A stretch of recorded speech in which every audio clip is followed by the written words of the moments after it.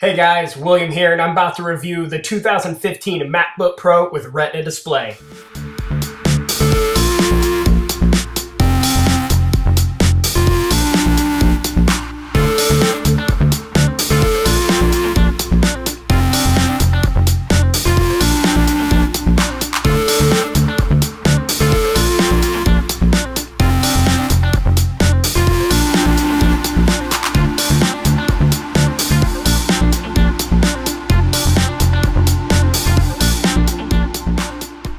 Okay guys, let's go ahead and get into the review of this MacBook Pro.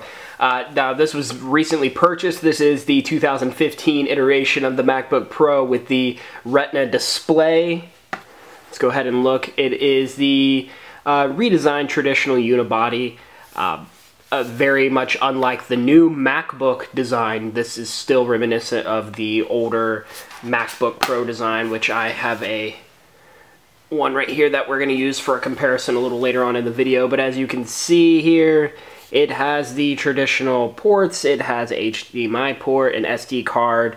It has a USB port on this side. And then over here, we're looking at the MagSafe connector. We're looking at two Thunderbolt ports. We're looking at another USB. And finally, the headphone jack. I'm not going to go into a super convoluted review of this device. I'm going to give you a really quick run through of my thoughts on it and how it's been operating for me. Now, to give you just a basic rundown, this has a 2.7 gigahertz Intel Core i5 processor, has about 8 gigabytes of RAM. Now, 128 gigs is about what you're going to get with the base model of the MacBook Pro, which is what this is. You can upgrade the storage up to 256, 512, or even a terabyte. This has a solid-state hard drive, which makes the applications very snappy. Graphics load up very quickly. File transfers are very quick. Now, in terms of the screen, the Retina display, it's beautiful. Colors pop. Graphics run remarkably well. Much faster than my 27-inch iMac, which is only probably about 4 or 5 years old now. And the computer outpaces it by quite a bit. In terms of processing power, I can say for sure that programs like iMovie and Photoshop CS5 run flawlessly on this device. Even when editing large, 200 to 300 megabyte photos, this computer operates pretty well. There's not too much lag time.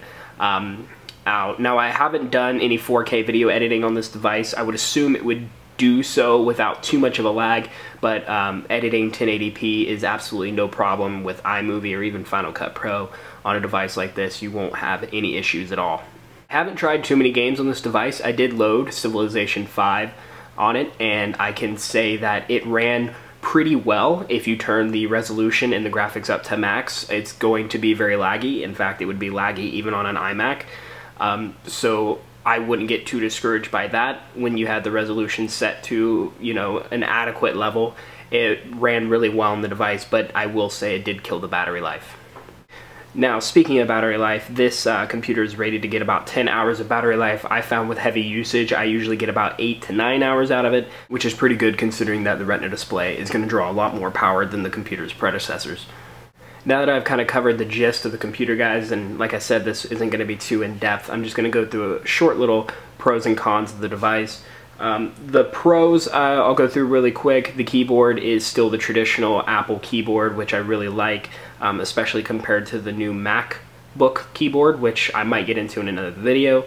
The keyboard on this device is still the same, and I don't think you should fix something that's not broken. The screen is definitely a plus. Processing power is a plus. Battery, I'm going to give that a neutral. It's pretty good, but there's better out there, but it's not bad.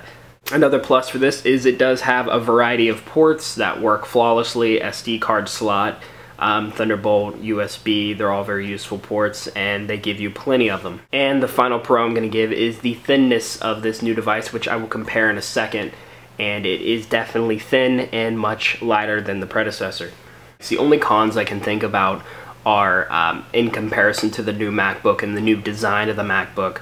I don't have one here to compare, but if anyone has seen the new design of the MacBook, it's really nice. It's very, very thin, much thinner than this device. And that's the only con I would have in terms of this device compared to the MacBook, is that this one is a little bit thicker, a little bit heavier, And it's when you walk out of the Apple Store with this in your hands, you get a little bit of that buyer's hesitation, because you're like, well, you know, for just a little bit more or a little bit less, depending on what model you bought, I could have got that MacBook, which is much thinner but has its own drawbacks because of its, you know, its ports and its processing power. Okay guys, in the final segment, I would like to discuss the thinness of the new MacBook Pro. On the bottom here I have the 2015 Retina MacBook Pro, and on the top I have the past iteration of the device, which is a non-Retina 13-inch MacBook Pro. I believe it's a 2012 version, and I just wanted to give you all an idea of the difference in size between the two.